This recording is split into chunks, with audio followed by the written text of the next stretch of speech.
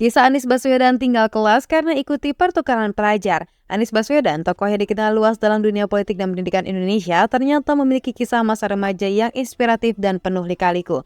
Di balik sosoknya yang intelektual, masa SMA-nya menyimpan cerita menarik, terutama ketika ia harus ditinggal 1 tahun dari teman-temannya karena mengikuti program pertukaran pelajar ke luar negeri.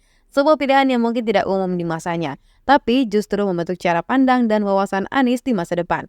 Salah satu teman masa sekolahnya di SMA Negeri 2 Yogyakarta, Surahman Suryatmaja, membagikan kenangan tentang Anies saat pertama kali bersekolah di sana. Dan persahabatan pun terjalin sejak awal masuk.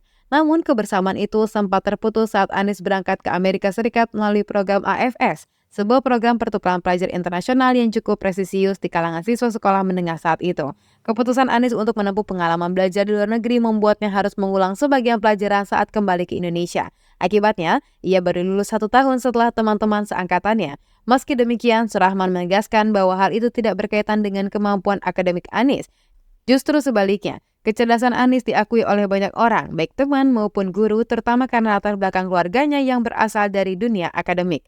Popularitas Anies di sekolah tidak hanya karena kepintarannya, tapi juga karena perannya sebagai ketua OSIS. Ia dikenal luas oleh seluruh siswa dan guru sebagai sosok pemimpin muda yang aktif dan visioner. Jabatan tersebut membuktikan bahwa Anies memiliki kualitas kepemimpinan yang telah terlihat bahkan sejak di bangku SMA, jauh sebelum dirinya terjun ke dunia publik secara profesional.